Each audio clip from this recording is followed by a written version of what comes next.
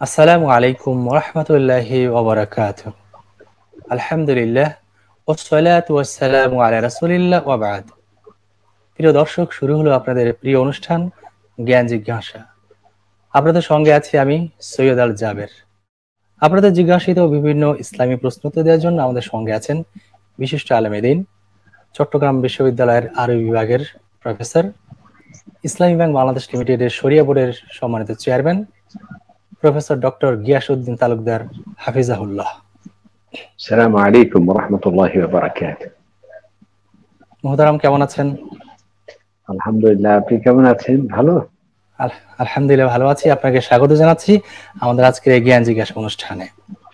আমিও খুব শুরুতে আমি সম্মানিত বোধ করছি আপনাদের অনুষ্ঠানে আসতে পেরে প্রথমবারের মতো। আলহামদুলিল্লাহ। শুকরিয়া স্যার, আমরা প্রথমে একটি বিষয় নিয়ে কথা বলতে চাই, সেটা হলো যে এই যে প্রশ্ন উত্তরমূলক অনুষ্ঠান বা প্রশ্ন করা সম্পর্কে ইসলাম কি বলে, আমরা এই বিষয়ে কোরআন সুন্নাহ আলো কিছু জানতে চাচ্ছি। খুবই চমৎকার একটি প্রশ্ন, যেহেতু আপনার অনুষ্ঠানের নামই হচ্ছে জ্ঞান জিজ্ঞাসা। আল্লাহ নবী ইরশাদ করছেন, হুসনু সুআল নিসফুল ইলম, একটি আদর্শ প্রশ্ন হচ্ছে জ্ঞানের অর্ধেক। কত বড় গুরুত্বপূর্ণ এই কথা। আমরা যেমন একটি প্রশ্নপত্রের মাধ্যমে একজন শিক্ষক তার যোগ্যতা কিন্তু আমরা যাচাই করতে পারি। প্রশ্নই বলে দেয় যে শিক্ষক কেমন।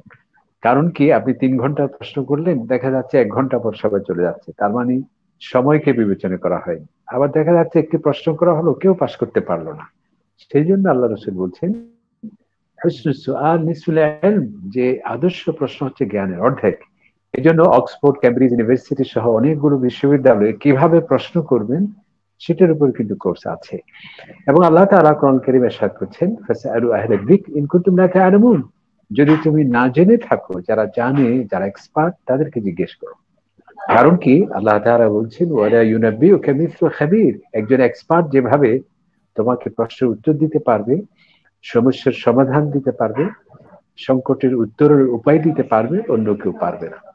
তবে এই প্রশ্নবাণী যাতে কাকু জর্জরিত করা না হয়, অপমানিত করা না হয়, লাঞ্ছিত করা না হয়, বিব্রতকর করা না হয়, সেক্ষেত্রেও দেখুন যে কোরআনে অবজারভেশন দিয়েছেন, আমাদের পর্যবেক্ষণ দিয়েছেন। আল্লাহ তাআলা বলছেন লা তাসআলু রাসূলাকুম কামা সুইলা মূসা, যেভাবে বনী ইসরাঈলরা মূসা আলাইহিস সালামকে অনর্থক প্রশ্নবাণে জর্জরিত করত, খবরদার তোমরা আমার নবীকে সে ধরনের প্রশ্ন করবে না।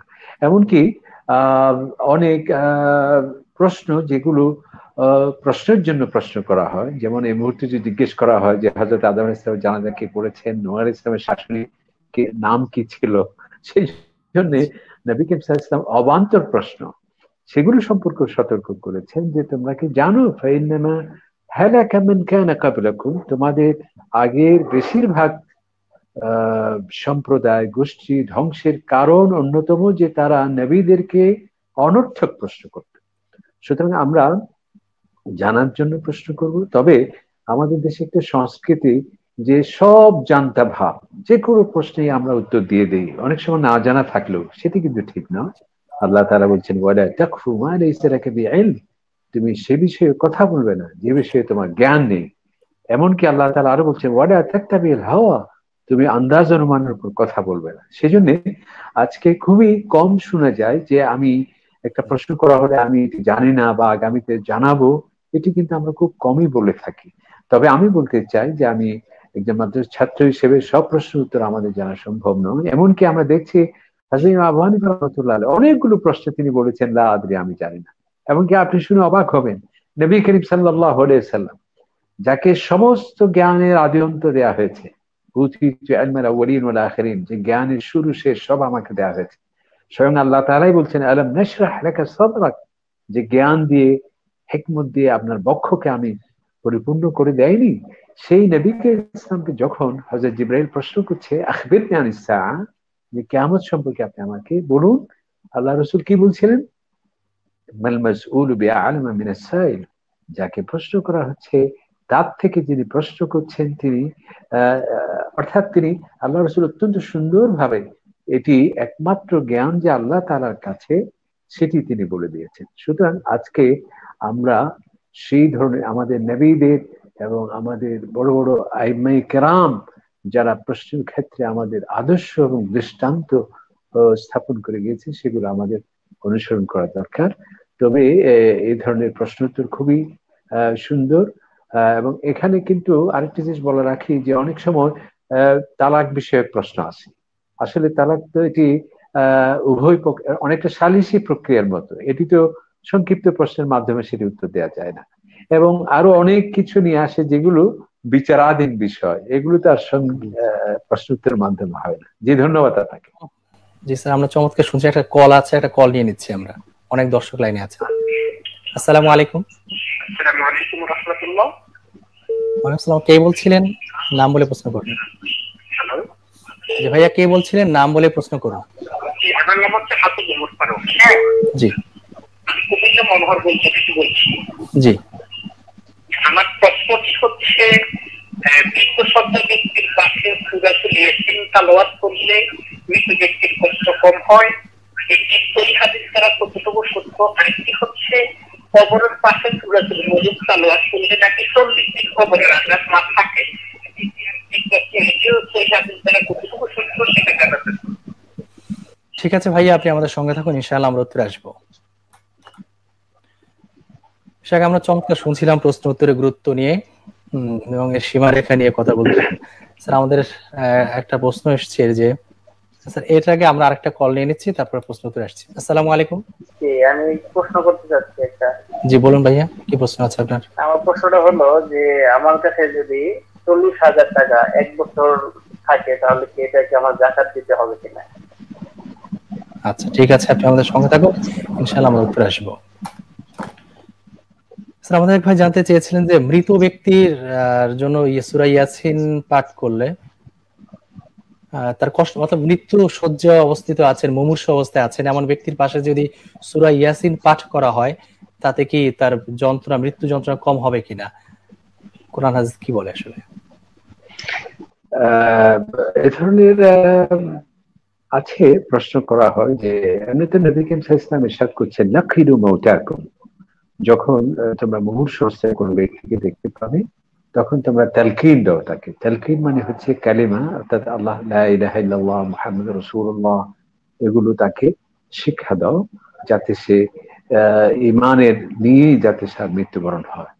এবং এমন সময় কিছু কিছু বর্ণনা আছে যে সূরা ইয়াসিন বা কোরআন শরীফ পড়লে তার মৃত্যু যন্ত্রণা হ্রাস পায়, এই ধরনের কথা বলা হয়। তবে আসলে কতটুকু অথেন্টিক এটি কতটুকু সহিহ হাদিস সমর্থিত সেটি আমাদের এই মুহূর্তে জানা নেই। তবে এটি কিন্তু সহিহ হাদিস যে লাকিনু মাউতাকুম, যে তোমরা তোমাদের মুমূর্ষু ব্যক্তিকে তালকিন দাও। তো তালকিন তো কোরআনুল কারীম, এটিও তো একটা আল্লাহ তাআলার বাণী, সেখানে সেটিও হতে পারে। তবে এখানে তালকিনের মূল উদ্দেশ্য হচ্ছে যাতে, কারণ আল্লাহ রাসূল ইরশাদ করছেন যে ব্যক্তি মৃত্যুবরণ করলো অথচ তার শেষ বাণী হচ্ছে লা ইলাহা ইল্লাল্লাহ, আল্লাহ ছাড়া কোনো ইলাহ নেই, এবং মুহাম্মদুর রাসূলুল্লাহ, এই কথা বলার পরে যদি কারো মৃত্যু হয়, সে ইনশাআল্লাহ সে জান্নাতের মেহমান হবে। সেই জন্যই নবী করিম সাল্লাল্লাহু আলাইহি ওয়াসাল্লাম, যাতে সেই সময় শয়তানের নানা প্ররোচনা হয়, সে ঈমান নিয়ে যাতে মৃত্যুবরণ করতে না পারে, নানা ধরনের শত্রুতা হয়, এবং শয়তান তো সেটা চ্যালেঞ্জ করেছে আল্লাহ তাআলার সাথে যে আমি আপনার বান্দাদেরকে, মানুষের কারণে আমি বিভ্রান্ত হয়েছি, আমি অভিসম্পাত আমার প্রতি আপনি দিয়েছেন, তাদেরকে আমি পথভ্রষ্ট করবই নানাভাবে। সেই জন্য মৃত্যুর সময় যাতে এই ধরনের প্ররোচনা যাতে বিভ্রান্ত না হতে পারে, নবী করিম সাল্লাল্লাহু আলাইহি ওয়াসাল্লাম এই ধরনের হাদিসের মাধ্যমে আমাদেরকে পরামর্শ দিয়েছেন তালকিন দেওয়ার জন্য। এবং কিছু কিছু হাদিস, কিছু কিছু বর্ণনায় এই ধরনের কথা আছে, সূরা ইয়াসিন পড়লে আল্লাহ পাক সুবহানাহু ওয়া তাআলা, এবং আপনি তো জানেন যে মৃত্যুর হাদিসে আছে যে সাকরাতুল মউত, এটা একটা হক, সত্য, এবং সাকরাতুল মউত অত্যন্ত একটা কঠিন, এবং সেই জন্য সেই সময় তালকিন এটি তার জন্য আসান হতে পারে, এবং ঈমান নিয়ে মৃত্যুর জন্য একটি লজিস্টিক সাপোর্ট হতে পারে, এবং ঈমানের উপর মানে প্রতিষ্ঠিত থাকার ক্ষেত্রে একটি তাকে সাব রিমাইন্ডার হতে পারে। ধন্যবাদ। উনি আরেকটি প্রশ্ন করেছেন যে সূরা মুলক যদি কবরের সামনে পাঠ করা হয়, তাহলে 40 দিন আযাব বন্ধ থাকে, এটি আসলে সহিহ কোনো মত কিনা? আসলে বিভিন্ন, আপনি তাফসীরে কাশাফ, তাফসীরে বাইদাবীতে এই ধরনের বিভিন্ন সূরা শুরুতে এবং শেষে বিভিন্ন ফাদাইল সম্পর্কে আসছে, বিভিন্ন ফজিলত সম্পর্কে আসছে। এগুলো সম্পর্কে আপনি জানেন যে আল্লামা আলবানী তার একটি সিলসিলাতুল হাদিস দাঈফা, তার দুর্বল হাদিস, হাদিস তার দুর্বল হতে পারে না বর্ণনাকারীর কারণে, এবং যেখানে সুনির্দিষ্ট নিয়ম কানুন মুহাদ্দিসরা বলেছেন অনেকে মিথ্যা বর্ণনা নবী ইসলামের নামে চালিয়ে দিয়েছেন, যেগুলিকে মওদু হাদিস বলা হয়, দুর্বল হাদিস বলা হয়। সাধারণত উলামায়ে কেরামরা দেখা যাচ্ছে এগুলো সম্পর্কে কথা বলেছেন। সুতরাং এই ধরনের সহি কতটুকুন সেটা নিশ্চিত হয়ে বলাটা ভালো। এই ধরনের সূরাতুল মুলক পড়লে যে কবর আযাব থেকে নিষ্কৃতি পাওয়া যাবে, এই ধরনের সহি নির্ভর হাদিস আমার জানা নেই। ইনশাআল্লাহ হয়তো আমরা সেটি নিশ্চিত হয়ে কনফার্ম হয়ে আপনাদেরকে আগামী অনুষ্ঠানে আমরা সেটি বলার চেষ্টা করব ইনশাআল্লাহ। তবে কবর আযাব থেকে পানা চাওয়ার জন্য নবী ইসলাম আমাদেরকে দোয়া শিখিয়ে দিয়েছেন, যেটা আপনি জানেন, আল্লাহুম্মা ইন্নী আউযু বিকা মিন ফিতনাতি আযাবিল কবর। আয় আল্লাহ, আযাবুল কবর থেকে, কবরের শাস্তির পরীক্ষা থেকে, ফিতনা থেকে আপনি আমাদেরকে রেহাই দিন। এভাবে অনেক কথা আছে। হ্যাঁ স্যার, চমৎকার জেনেছি আমরা। আরেক বলছেন 40,000 টাকা যদি তার কাছে 1 বছর থাকে তাহলে কি যাকাত দিতে হবে?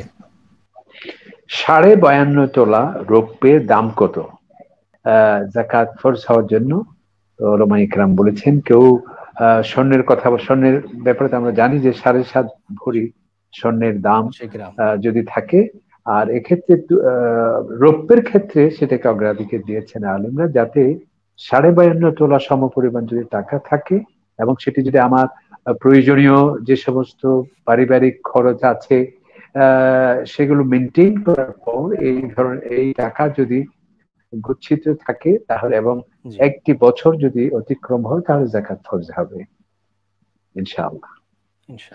এটি আমরা বাজার থেকে কনফার্ম হতে হবে 52.5 তোলা টাকা দাম কত। আমি তো একবার শুনছিলাম 35,000 না বা 40,000। আমি যেটা আমাদের ভাই 1100 টাকা আসলে রূপার বড়ি হয় 1100 টাকা, তাহলে সেটা তো আসলে তাহলে তো হচ্ছে না, চলে যায়, তাহলে তো ফরজ হচ্ছে না আর কি। জি, আবার দেখুন, কারণ যাকাতই ইসলাম অত্যন্ত বাস্তব ভিত্তিক ধর্ম। যেমন দেখুন ট্যাক্স, সেটি ট্যাক্স আর যাকাত এটি তো অবশ্যই ভিন্ন জিনিস। যে যাকাত দিলে ট্যাক্স দিতে হবে ভুল ধারণা, ট্যাক্স আমাদের দিতে হবে। কিন্তু দেখা যায় যে ট্যাক্স বা ভ্যাট যেগুলো বলি, সক্ষম অক্ষম সবাইকে দিতে হয়। যেমন আপনি মনে করেন একটি রেস্টুরেন্টে খেতে বসছেন, সেখানে ভ্যাট দিতে হচ্ছে, বা একজন গরিব মানুষ সে মিষ্টি কিনতে গেছে, সেখানে তাকে ভ্যাট দিতে হচ্ছে। কিন্তু যাকাতটি এত সুন্দর যে কেবলমাত্র সক্ষম ব্যক্তিকে দিতে হয়।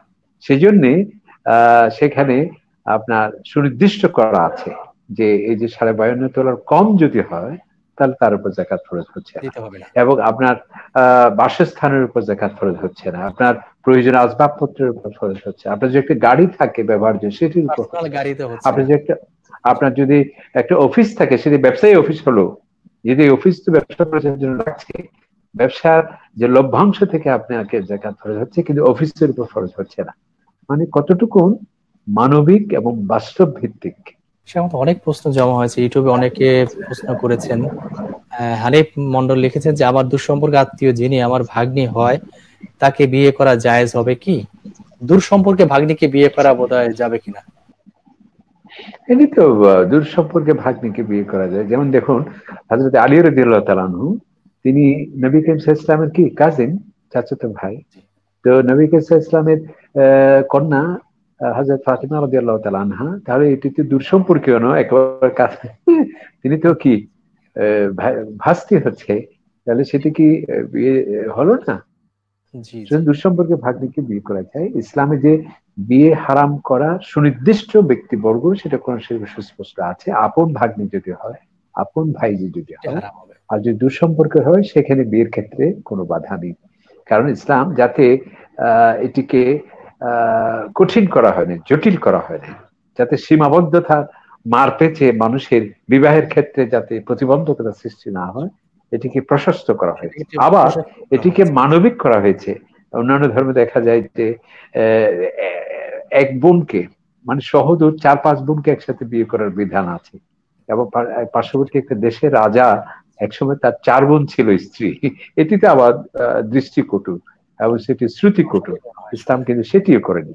এবং খুব যেগুলো জেনেটিক রিলেশন, সেখানে ইসলাম কিন্তু নিষেধ করেছে যে ভাইজি ভাগ্নি। কেন? আজকে মেডিকেল সায়েন্স সেটি কিন্তু উত্তর খুঁজে পেয়েছে। কারণ কি, দেখা যায় যে বড় বড় রয়্যাল ফ্যামিলি, তাদের মধ্যে কতগুলো কমন ডিজিজ পাওয়া যায়। কারণ কি, সবগুলো আত্মীয়তার মাঝেই তাদের সম্পর্কটা সীমিত থাকার একটা চেষ্টা করা হয়। যার ফলে আল্লাহ রাসূল বলতে গাররিবু ফিজ জাওয়াজ, তুমি আত্মীয়তাই বিয়ে করো। কারণ কি, যাতে যদি সমগোত্রীয় হয় আত্মীয়ের মাঝে, তাহলে কমন ডিজিজটা যাতে কনফার্ম না হয়, বরং অন্য ক্ষেত্র থেকে যদি সেটি করা হয়, তাহলে সেই ধরনের রোগ হওয়ার কোনো কি থাকে না, ঝুঁকি থাকে না। শুকরান হাইয়াকাল্লাহ। কম থাকে।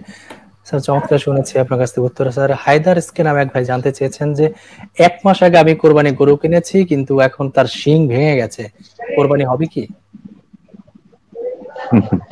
শিং কোরবানি তো হবেই। কোরবানির ক্ষেত্রে বলা হয়েছে সেই পশু যেটা আমরা করবো সেটা যাতে সুস্থ হয়, সুন্দর হয়, সেটার ক্ষেত্রে হৃষ্টপুষ্ট দেখতে যাতে সুন্দর হয়। নবী করিম সাল্লাল্লাহু আলাইহি ওয়াসাল্লাম জবাহ করার সময় বিকাবশাইনি আমলাহাইন, খুবই সুন্দর এবং শিং আছে, এই সতেজ হয় সেরকম। এখন উনি কিনে ফেলেছেন, মাঝখানে যদি সেটি ভেঙে যায়, আল্লাহ তাআলা ইনশাআল্লাহ সেটি ক্ষমা করবেন। যে এটি কোরবানি হবে না সেরকমটি নয়। এবং দেখুন, ইসলাম তো বাস্তব ভিত্তিক ধর্ম। ইউরিদুল্লাহু বিকুমুল ইউসরা, আল্লাহ তাআলা তোমার যেটি সহজ সেটি চান, যেটা কঠিন সেটি তোমার জন্য চান না। যদি তার সামর্থ্য থাকে এটি পরিবর্তন করার, তাহলে পরিবর্তন করতেই পারেন। আবার পরিবর্তন করলে অনেকে বলবে যে এটা তো তুমি কোরবানির জন্য নিয়ত করেছো, সুতরাং এটিকেই জবাহ করতে হবে, আবার দুটিকে কোরবানি দিতে হবে। এই জটিলতা যাতে না হয়, যেহেতু উনি সুস্থ দেখে সুন্দর দেখেই কিনেছেন এবং এটা কোরবানির জন্যই আল্লাহর রহমতে তিনি কিনেছেন, মাঝখানে সেটি দৃষ্টি কিছু হয়ে গেল, আল্লাহ সুবহানাহু ওয়া তাআলা ইনশাআল্লাহ ক্ষমা করবেন। ওয়াত্তাকুল্লাহা মাসতাতা'তুম, আল্লাহ তাআলা বলছেন তোমার যতটুকু সামর্থ্য আছে ততটুকু আমাকে ভয় করো। লা ইউকাল্লিফুল্লাহু নাফসান ইল্লা উসআহা, সাধ্যাত্মক বোঝা চাপিয়ে দেওয়ার আল্লাহ তাআলা নন। আল্লাহ পাক বলছেন, আল্লাহ তাআলা ইনশাআল্লাহ কবুল করবেন। আর যদি আপনার মনে সন্দেহ থাকে, সংশয় থাকে, যদি বলেন যে না আমি আরেকটি কেনার সামর্থ্য থাকে, তাহলে একটি সুন্দর দেখে আরেকটি করতে পারেন, পরিবর্তন করতে পারেন ইনশাআল্লাহ। ইমাম সাহেব যখন নামাজ শেষ করে সালাম ফিরে, তখন আমার দেখা যায় যে আপনার দুয়াই মাত্র শেষ হয় না। এই মুহূর্তে কি আমি মানে নামাজ সালাম ফিরাবো না আমি শেষ করে তারপর সালাম ফিরাবো? আরেকটা প্রশ্ন হচ্ছে, প্রশ্নটি আরেকবার বলুন প্লিজ। চায়ের দোকান ওখানে সিগারেট বিক্রি না করলে আসলে মানে কাস্টমার পাওয়া যায় না, এখন সিগারেট বিক্রি করা তাতেই চলে যাবে না। আপনার প্রশ্নটি বুঝিনি, আরেকবার বলুন প্লিজ। প্রথমটি জি জি, দুটোই বলেন আবার। মানে আজকাল শেষ মানে যখন শেষ বলতে ইমাম সাহেব সালাম ফিরাই ফেলায়, কিন্তু আমি শেষ করতে পারিনি আর কি দোয়াগুলো। এই মুহূর্তে কি আমি শেষ করবো না ইমাম সাহেবের সাথে সালাম ফিরে যাবো আর কি? এটা আচ্ছা ঠিক আছে। সেকেন্ড প্রশ্ন কি ছিল আপনার? প্রশ্ন ছিল আর কি, আমি একটা চায়ের দোকান দিই, তো চা পান সাথে সিগারেট বিক্রি করা যাবে কিনা, না হলে কাস্টমার পাওয়া যাচ্ছে না। সিগারেট বিক্রি করা যাবে কিনা? এখন সিগারেট বিক্রি করা যাবে কিনা? ঠিক আছে ভাই, আপনি সুন্দর সুন্দর সুন্দর প্রশ্ন করেছেন উনি। স্যার দুটি চমৎকার খুবই চমৎকার প্রশ্ন। প্রথম প্রশ্নের উত্তর হলো যে অনেকে দেখা যায় যে আমি একটু হয়তো ধীর গতিতে পড়ছি আত্তাহিয়াতু লিল্লাহ সালাওয়াতু দরুদ শরীফ, বা কিন্তু আমরা অনেক ইমাম সাহেব আমরা যারা অনেক সময় এত দ্রুত গতিতে চলি যে সুপারসনিক গতিতে, দেখা যায় যে অনেক মুসাল্লি তারা দোয়া পড়তে পারেন। এটা কিন্তু ঠিক নয়। ইমাম সাহেবকে ধীর গতিতে পড়া উচিত, আমাদের উচিত। এটা আমাদের কারণে সেটি হয়। কিন্তু কোনো কারণে যদি আমাদের ভাই বললেন যদি ইমাম সাহেব সালাম ফিরিয়ে পেলেন, সেক্ষেত্রে আপনি কিন্তু দোয়া শেষ না হওয়া পর্যন্ত বসে থাকতে পারবেন না। কারণ মুতাবাআতুল ইমাম, ইমামকে ফলো করা এটা আমাদের জন্য দায়িত্ব, এটা আমাদের জন্য ওয়াজিব। সুতরাং ইমাম সাহেব অনেক দেখা যায় অনেকে ইমাম সাহেব আল্লাহু আকবার বলে সিজদা থেকে তিনি উঠে গেলেন, কিন্তু অনেক মুসল্লিকে দেখা যাচ্ছে আরো 1 মিনিট সেখানে সিজদায় আছে। এবং অনেক সময় দেখা যায় যে তিনি দ্বিতীয় সিজদায় চলে গেলেন, এরপরও দেখা যায় অনেক মুসল্লি কিন্তু বসে আছে দোয়া পড়ার জন্য। এগুলো ঠিক না। অবশ্যই আপনাকে ইমামকে ফলো করতে হবে। আরেকটি সুন্দর প্রশ্ন করেছেন তিনি, সেটি হচ্ছে সিগারেট বিক্রি করার সম্পর্কে। আসলে এটি তো স্পর্শকাতর বিষয়, বিশেষ করে আমাদের বাংলাদেশে। তবে আপনারা মনে হয় এটা বলে রাখা দরকার, সৌদি আরবের গ্র্যান্ড মুফতি শেখ বিন বাজ রাহিমাহুল্লাহ তিনি ধূমপান সম্পর্কে সুন্দর একটি সমাধান দিয়েছেন। সেটি হচ্ছে এই ধূমপানকে তারা অবৈধ হওয়ার পক্ষে তারা রায় দিয়েছেন কয়েকটি যুক্তি। প্রথম যুক্তি হলো ধূমপান, ডাক্তাররা বলছে ধূমপান বিষপান, ধূমপান আত্মহনন, ধূমপান মানে আত্মহত্যা করার সামিল। সুতরাং যে জিনিস আজকে ডাক্তাররা বলছে ধূমপানের কারণে ক্যান্সার হচ্ছে, ফুসফুস ক্যান্সার হচ্ছে, নানাবিধ কারণ হচ্ছে, সুতরাং যেটি নিশ্চিত মৃত্যুর দিকে ঠেলে দেয় সেটি কিভাবে জায়েজ হতে পারে? আল্লাহ তাআলা বলছেন ওয়ালা তুলকু বিআইদিকুম ইলা তাহলুকা, তুমি ইচ্ছে করে ধ্বংসের দিকে নিজেকে সঁপে দিও না। আরেকটি আয়াতে আল্লাহ তাআলা বলেন ওয়ালা তাকতুলু আনফুসাকুম, তুমি ধূমপান বিষপান, ধূমপান একটি সিগারেট নিজে যেমন জ্বলে, নিজে যেমন জ্বলছে আরেকজনকেও জ্বালাচ্ছে, সেটি তো হতে পারে না। আল্লাহ তাআলা বলছেন ওয়ালা তাকতুলু আনফুসাকুম, তুমি তোমার নিজেকে হত্যা করতে পারবে না। আরেকটি হচ্ছে ধূমপান আজকে বাংলাদেশ সহ সারা পৃথিবীতে যত অগ্নিসংযোগ হয় এর শ্রেষ্ঠাংশের কারণ তদন্ত কমিটিতে আসছে এই ধূমপান থেকে, তো যেটি আমাদের দারুণ একটি ধ্বংসযজ্ঞের কারণ। আল্লাহ তাআলা বলছে ওয়ালা তুলকু বিআইদিকুম ইলা তাহলুকা, তুমি ধ্বংসের দিকে নিজেকে সঁপে দিও না। আরেকটি কারণ হচ্ছে যেই ধূমপানে কোনো লাভ নেই, কোনো কল্যাণ নেই, বরং অকল্যাণ, তাহলে সেটি তো যেখানে কল্যাণ নেই সেই সব কাজে অর্থ সেটি অপচয়ের সামিল। আল্লাহ রসুল বলছেন, আল্লাহ তাআলা বলছেন ইন্নাল মুবাযযিরিনা কানু ইখওয়ানাশ শায়াতিন, যারা অপচয়কারী তারা শয়তানের ভাই। সেই জন্য আরেকটা হচ্ছে ধূমপান করলে মানুষের দুর্গন্ধ হয়। আল্লাহ রসুল ইরশাদ করছেন যে ব্যক্তি কাঁচা পেঁয়াজ খাবে, মান আকালা মিন হাযিহি সামারাত ফালা ইয়াকরুবান্না মুসাল্লানা, যারা কাঁচা পেঁয়াজ খাবে, রসুন খাবে, সে যেন আমার মসজিদে না আসে। হযরত ওমর রাদিয়াল্লাহু তাআলা প্রথম 2-3 কাতা তিনি কনফার্ম হতেন কারোর মুখ থেকে দুর্গন্ধ আসছে কিনা। তো ওনারা বলছেন যে কাঁচা পেঁয়াজের গন্ধের কারণে যদি সেটি মসজিদে আসা নিষেধাজ্ঞা আরোপ করা হয় তাহলে ধূমপান তো আরো জঘন্য। সেই জন্য সেটি। আরেকটি হচ্ছে ধূমপানের মধ্যে বাধ্যতামূলক ধূমপান, আপনি ধূমপায়ী আমি অধূমপায়ী কিন্তু আপনার পাশে বসে আছি, আমাকে বাধ্যতামূলক সেটা ধূমপান করতে হচ্ছে। অথচ আল্লাহ রসুল বলছেন লা দারারা ওয়ালা দারার, এবং ডাক্তাররা বলছেন যে ধূমপায়ী চেয়ে পরোক্ষভাবে যে ধূমপায়ী তার জন্য আরো বেশি মারাত্মক, সেটি তো আরো ক্ষতিকর। তো এই জন্যে ওলামায়ে কেরাম এটাকে সৌদি আরব হারাম ঘোষণা করেছে। সুতরাং যে জিনিস বৈধ নয় সেই জিনিস ব্যবসা করা, বিপণন করা, তার মানে সেটি সঠিক নয়। এত ছোট সেখানে সৌদি আরবে দেখবেন যে হারাম বিক্রি হচ্ছে, সিগারেট বিক্রি হচ্ছে, বিভিন্ন দোকানে হচ্ছে, এবং দেখবেন যে সেখানে মুআল্লিম সাহেব যিনি হজের প্রধান মুআল্লিম সে সেখানে সিগারেট খাচ্ছে। তো ও তো মুআল্লিমটা আর আমাদের আদর্শ না, আমাদের আদর্শ তো কোরআন এবং সুন্নাহ, সেটি আর কি। ধন্যবাদ। তো আমরা সেই জন্য একটা সিগারেটের গায়েও তো লেখা থাকে না যে সংবিধিবদ্ধ সতর্ককরণ যে ধূমপান স্বাস্থ্যের জন্য ক্ষতিকর, তো যেটি ক্ষতিকর সেটা আমি বিপণন কেন করব, আমাদের একটা বিবেকের বিষয়। জি ধন্যবাদ। চমৎকার উত্তর জেনেছেন স্যার। আমাদের এক ভাই জানতে চেয়েছেন যে বিতির নামাজ বাড়িতে জামাতের সহিত আদায় করা যাবে কিনা? বিতির নামাজ সাধারণত আমরা রমাদানে আমরা জামাতের সাথে আদায় করি, যেটি আপনার হারামাইন শরীফে দেখতে পাচ্ছেন, মক্কাতুল মুকাররমা, মদিনা মুনাওয়ারা এবং প্রত্যেকটা মসজিদে আমাদের দেশেও।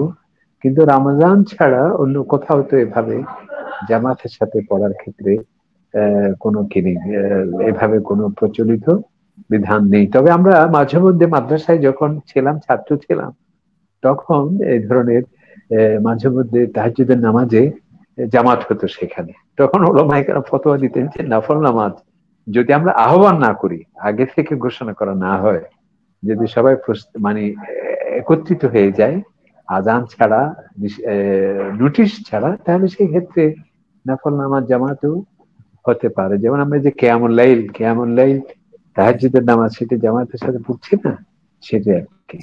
তো যেহেতু আমার মনে হয় রমজানে আমরা এই পড়ি জামাতের সাথে, অন্যান্য ক্ষেত্রে সেটি প্রচলন নেই, এই জন্য আর কি। ধন্যবাদ। আমরা স্বাভাবিকভাবে মাঝে মধ্যে চাইলে কেউ পড়তে পারে, কিন্তু স্থায়ী নীতি নিয়ম বানানো উচিত নয়, তো? জি জি জি, স্থায়ী ভাবে নিয়ে। স্যার আমাদের আরিফুল ইসলাম খান জানতে চেয়েছেন, দুই ভাই একটি গরু কিনে 5 ভাগ হিসেব করে কোরবানি এবং আকিকা একসাথে দেয়া যাবে কি? উনি আরিফ সাহেব মানে যিনি বেশি জানেন, এই জন্য জেনে বুঝেই তিনি এই সুন্দর কাজটি করেছেন। আমরা আমাদের দেশে কিন্তু এই প্রচলনটা আছে, অনেকে আকিকাটা সাথে সাথে করে না। আসলে আকিকা কেন, আকিকাটা হচ্ছে অনেকে করে কি ইদানিং দেখা যাচ্ছে এতিমখানায় দিয়ে দেয়, মনে হচ্ছে যেন আকিকা একটা বোঝা আমি তিনখানে দিয়ে দিলাম, আমি পার পেয়ে গেলাম। না না, আকিকা তো সেজন্য নয়। আকিকা তো আসছে আপনার কয়েকটি কারণে। একটি হচ্ছে আল্লাহ তাআলা যে আপনাকে সন্তান দান করলেন, এটা যে কত বড় নিয়ামত, একজন নিঃসন্তান তিনি বলতে পারেন। তো এই জন্য সন্তান পেয়েছে আল্লাহ তাআলা শুকরিয়া আদায় করা। এবং আরেকটি হচ্ছে এই নবজাতকের যাতে সে আরোগ্য আল্লাহ পাক সুবহানাহু ওয়া তাআলা রাখে, যাতে সুস্থ রাখে, দোয়ার জন্য একটা অনুষ্ঠান করা। তো এবং এই আকিকাকে 3 ভাগ করার সেটি বিধান আছে, যে আপনি নিজে খেলেন, বন্ধু বান্ধবকে বিতরণ করলেন, গরিব মানুষকে দিলেন। তা আপনি যদি সবগুলো ওখানে দিয়ে দেন ঝামেলা থেকে এড়িয়ে, এটা তো ঝামেলা নয়, ঝামেলা মনে করলে তো সওয়াব হবে না।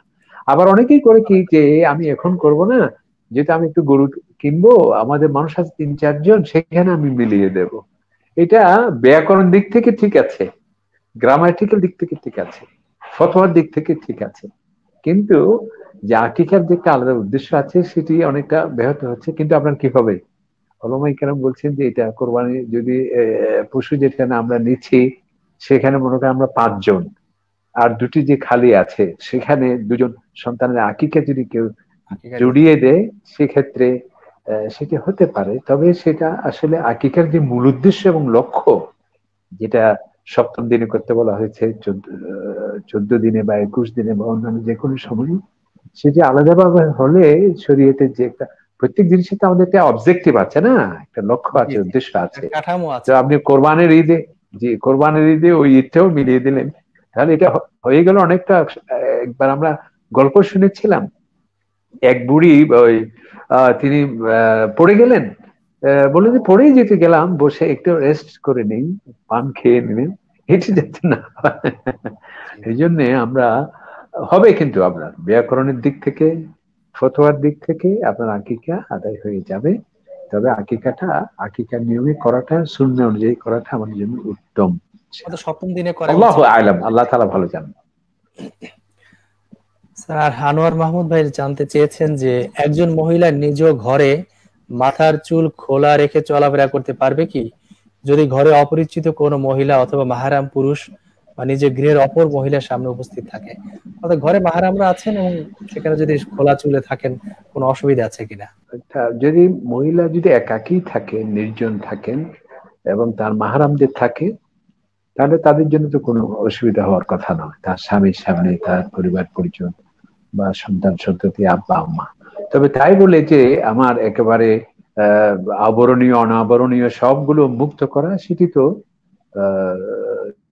সঠিক নয়। তবে মুখ খোলা রাখা বা মাথার চুল, এটি যারা মাহারাম তাদের জন্য ইনশাআল্লাহ এটি কি হওয়ার কথা না। যেমন এটা আর কি, নিজের সন্তান যেখানে আছে, স্ত্রী যেখানে আছে এবং অন্যান্য মহিলারা যারা আছে, তাদের সামনে পর্দা মেনটেন করার জন্য তো সেটি তো বলা হয়নি। তবে সতর যেটি আছে, যেটা সেটি তো সবসময় সেটা আমাদেরকে ঢেকে রাখতে হবে ইনশাআল্লাহ। জি স্যার। আমাদের লামিয়ান নামে এক বোন জানতে চেয়েছেন, ভাগে কোরবানি বিষয়ের উপর অপরজনের টাকা হালাল না হারাম তা যাচাই না করলে কোরবানি হবে কি? ভাগে যদি কোরবানি দেয়, যদি অন্য কারো হালাল না হারাম একটু সন্দেহ থাকে বা জানা না থাকে, কোনো সমস্যা আছে কিনা তাতে? এটি আসলে আমাদের সন্দেহ থেকে দূরে থাকতে হবে। আল্লাহ রাসূল বলছেন, দা মা ইউরিবুকা ইলা মা লা ইউরিবুক, যেটি সন্দেহযুক্ত সেটি ছাড়ো, যেটি সন্দেহ মুক্ত সেটি ধরো। কি সুন্দর কথা নবী ইসলাম। এবং আরেকটি আল্লাহ রাসূল বলছেন, মান ওয়াকা, আছে না, মানে সন্দেহকে যিনি অ্যাভয়েড করে চলেন, ফাকাদ ইস্তাবরা লিদীনিহি ওয়া আরদিহি, যে ব্যক্তি সন্দেহকে ছেড়ে যেটা সন্দেহ মুক্তকে আঁকড়ে ধরলো, সেটি হচ্ছে অধিক দ্বীনের তাকওয়ার পরিচায়ক। তবে আমি বাজারে গেলাম, মনে হয় একজন থেকে আমি জিনিস কিনতে যাচ্ছি বা বিক্রি করতে যাচ্ছি, এখন সে তার টাকা কি হালাল কি হারাম, একজন অমুসলিম তো এটা অবশ্য বাজারের বিষয়। আর এখানে আমাদের সুধারণা করতে হবে, ভালো ধারণা করতে হবে, একজন মুমিন সম্পর্কে আমাদের ভালো ধারণা করতে হবে। কারণ আল্লাহ তাআলা বলছেন যে আছে না, ইজতানিবু কাসীরাম মিনায যান, তুমি একজন মুমিনকে খারাপ ধারণা থেকে বেঁচে থাকো। সুতরাং আমরা ভালো ধারণাই করব, তিনি ভালো তার হালাল দিয়েই ইনশাআল্লাহ কোরবানি করছেন। তবে একটা মজার কথা এখানে আমি বলে রাখি, সেটি হলো আমরা অনেকেই হজে যখন যায় সে দেখা যায় নিজের টাকা দিয়ে যায় না। কি করে? সে বলে যে আমার দাদার 1 খণ্ড জমি আছে, সেটা আমি বিক্রি করে তারপর হজে যাব। আমরা বলি যে কেন? বলছে আমার ইনকামে হারাম থাকতে পারে, আমি নানাবিধ হারাম থাকতে পারে, কিন্তু আমাদের এই দাদার জমি সেটি তো নিষ্কণ্ঠক, সেটি বিক্রি করে আমার মনে হালাল। তার সেন্সটা ভালো, কিন্তু এখানে আসলে শরীয়তের একটা বিষয় হলো, যেমন আমি বলি যে মানুষের শরীরে, আমাদের শরীরে যে রক্তের যে ব্লাডের যে গ্রুপ আছে, একটি না দুটি? একটি, এ প্লাস বা বি নেগেটিভ পজিটিভ এরকম তো, নাকি 3-4টি থাকে? আমার মাথায় থাকলো এক ধরনের গ্রুপ, পার দিকে আরেক গ্রুপ, সেরকম নয়। একজন মুমিনের কিন্তু পুরো সম্পদের গ্রুপ থাকবে একটি, সেটা হচ্ছে হালাল। আমি অমুক জায়গায় সেটি হারাম, অমুক জায়গায় সেটি হালাল, কোরবানির জন্য আলাদা করে আমার বেতন থেকে নিলাম। এটি অবশ্যই একটা প্রশংসনীয়, যে ধর্মের ক্ষেত্রে ওনার আলহামদুলিল্লাহ একটা খুব ভালো নিয়ত। কিন্তু এক্ষেত্রে আমাদের জানা রাখতে হবে যে মানুষের শরীরে যেমন রক্তের গ্রুপ একটি, ঠিক আমার সমস্ত অর্থনৈতিক কর্মকাণ্ড সেটি যেখানেই থাকুক না কেন, এটি আলাদা হালাল, এটি আলাদা হারাম, সেটি করা ঠিক নয়। এই জন্যে যার সাথে আপনি শেয়ার করছেন কোরবানিতে, তিনি যদি ফাসিক না হন, তিনি যদি সরাসরি ডিক্লার করে ইসলামকে উপহাস করে অবজ্ঞা করে সেই ধরনের ব্যক্তি না হন, এবং যিনি সুদ, ঘুষ, উৎকুচ এগুলোতে যদি তিনি পরিচিত ব্যক্তি না হন, তাহলে আমরা মনের থেকে এই ধরনের সন্দেহ করাটা আমার মনে হয় সমীচীন নয়, সমীচীন হবে না, নয়।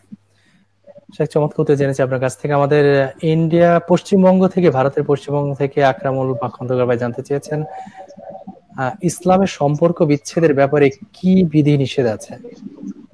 কোনো মানুষের সাথে সম্পর্ক, আত্মীয়তার সাথে সম্পর্ক বিচ্ছিন্ন করে ফেলে, এরকম সম্পর্ক বিচ্ছেদের ক্ষেত্রে কি বিধি নিষেধ আছে? আসলে ইসলাম কেন? ইসলাম আসছে মানুষের জন্য। আল্লাহ সুবহানাহু ওয়া তাআলা সমস্ত নবীদেরকে পাঠিয়েছেন কেন? মানুষের জন্য। সমস্ত আসমানি কিতাব আসছে মানুষের জন্য, এবং সমস্ত ধর্মের মূল স্লোগান হচ্ছে মানুষে মানুষে মিতালি, সৌহার্দ্য, সম্প্রীতি, যাতে হিংসা না হয়, বিদ্বেষ না হয়, জিঘাংসা না হয়, যুদ্ধ না হয়, মানুষের মারমুখী না হয়। এই জন্য ইসলাম সম্পর্ককে, ভ্রাতৃত্বকে, সৌহার্দ্যকে সবচেয়ে গুরুত্ব দিয়েছে।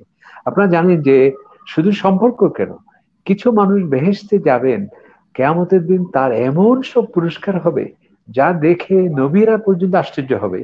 তারা বলবেন যে এরা নবীও না, রসুলও না, এবং তারা শহীদও না, এত বড় মর্যাদা কেমনে পেল? তখন নবীদেরকে বলা হবে এরা হচ্ছে তারাই যারা সম্পর্ক আত্মীয় না হওয়া সত্ত্বেও সম্পর্ককে সুদৃঢ় করার কারণে, একে অপরকে ভালোবাসার কারণে তাদের আজকে এই এই মর্যাদা দেওয়া হয়েছে। তাহলে দেখুন, একজন আত্মীয় নয় অথচ সম্পর্ক রেখেছে, এই হচ্ছে মর্যাদা। এই জন্যে আল্লাহ তাআলা বলছেন না, ওয়ায়াকতাউনা মা আমারা আল্লাহু বিহি আইয়ুসাল, আল্লাহ তাআলা বলছেন তাদের প্রতি অভিসম্পাত, যাদেরকে আমি এই পবিত্রতা, আত্মীয়তার বন্ধনকে সুসংহত করার জন্য নির্দেশ দেওয়ার পরেও যারা এটাকে ভঙ্গ করে, তাদের ঈমানের ক্ষেত্রে আল্লাহ পাক সুবহানাহু ওয়া তাআলা প্রশ্ন করেছেন। এবং আল্লাহ পাক সুবহানাহু ওয়া তাআলা সূরা নিসায় বলছেন, ওয়াত্তাকুল্লাহ আল্লাযী তাসাআলুনা বিহি ওয়াল আরহাম, তুমি আল্লাহ সুবহানাহু ওয়া তাআলাকে ভয় করো এবং তোমাদের আত্মীয়তার সম্পর্ক সুদৃঢ়করণের ক্ষেত্রে সাবধান থাকো, আল্লাহ সুবহানাহু ওয়া তাআলাকে তুমি ভয় করো। এই জন্য বলা হয়েছে আল আকরাবু ফাল আকরাব, যখন আমরা দান করি তখন দেখতে হবে যে আমার আত্মীয়ের মাঝে কেউ যে দরিদ্র আছে কিনা তাদের খবর নিতে হবে। এবং হাদিস শরীফে আসছে যারা সিলাতুর রাহিম, কাতে সিলাতুর রাহিম, যারা আত্মীয়তার সম্পর্ককে ভঙ্গ করে, তাহলে তার দোয়া কিন্তু আল্লাহ সুবহানাহু ওয়া তাআলা কবুল করবেন না। তিনি যত বড় হাজী সাহেব হোক, যত বড় তাহাজ্জুদের নামাজ আপনি আদায় করুন না কেন, যারা খালা আছেন, মামা আছেন, যারা আপন আত্মীয় আছেন, তাদের সাথে যারা সুসম্পর্ক স্থাপন করবে না, কাতের রহিম যারা, এবং সেটাকে অনেক বড় ধরনের গুনার মধ্যেও সেটাকে কি করা হয়েছে, অন্তর্ভুক্ত করা হয়েছে। এই জন্য সিলাতুর রহিম সেটি আমাদের অত্যন্ত গুরুত্বপূর্ণ বিষয়।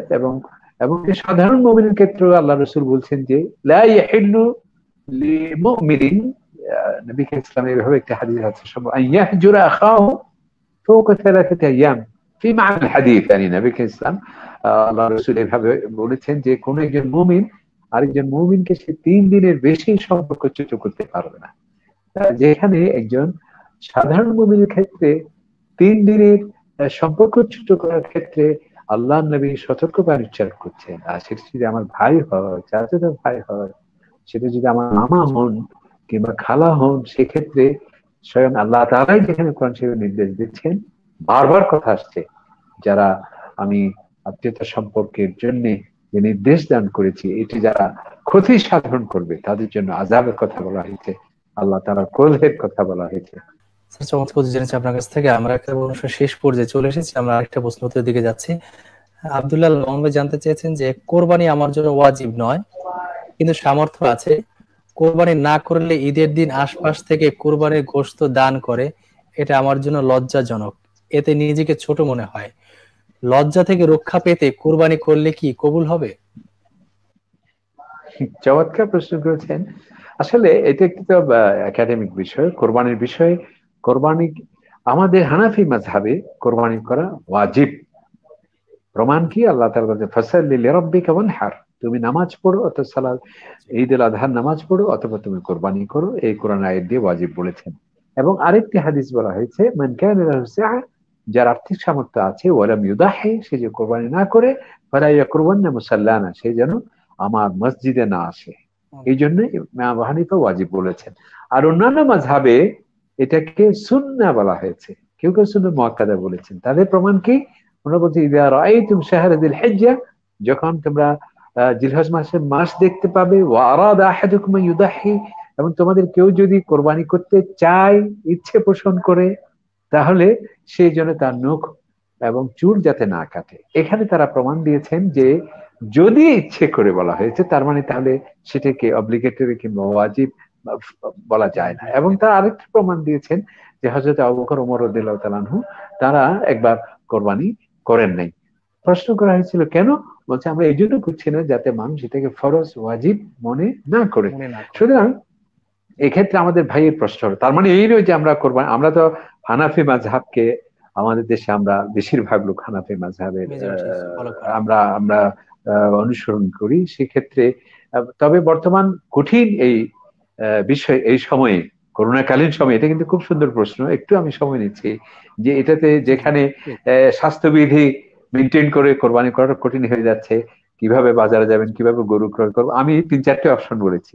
একটি অপশন হলো যে সৌদি আরব সহ এমনকি সিঙ্গাপুর, আমেরিকায়ও আপনি নিজের ইচ্ছে মতো গরু জবাই করতে পারবেন না, ছাগল জবাই করতে পারবেন। একটা কর্তৃপক্ষ থাকে, সংস্থা থাকে, সেখানে রেজিস্ট্রেশন করবেন, ওরাই কিনবে, ওরা জবাই করবে। এই জন্য আমরা বাংলাদেশ সরকারের প্রতি অনুরোধ করব, বর্তমানে এই কঠিন সময়ে যদি সেটি ঝুঁকিপূর্ণ হয়, এভাবে যদি গ্রামে, পাড়ায়, মহল্লায়, ডিস্ট্রিক্টে যদি এই ধরনের সংস্থা করা হয়, রেজিস্ট্রেশনের মাধ্যমে তারা কিনবে, তারা জবাই করবে এবং তারা ডিস্ট্রিবিউশন। এক।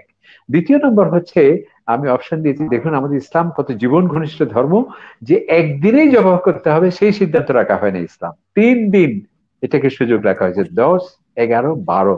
তাহলে আমরা এই 3 দিনের পর্যায়ক্রমে 11 তারিখ 12 তারিখে যদি করি তাহলে খুব স্বাস্থ্যবিধি মেনে আমরা করতে পারি।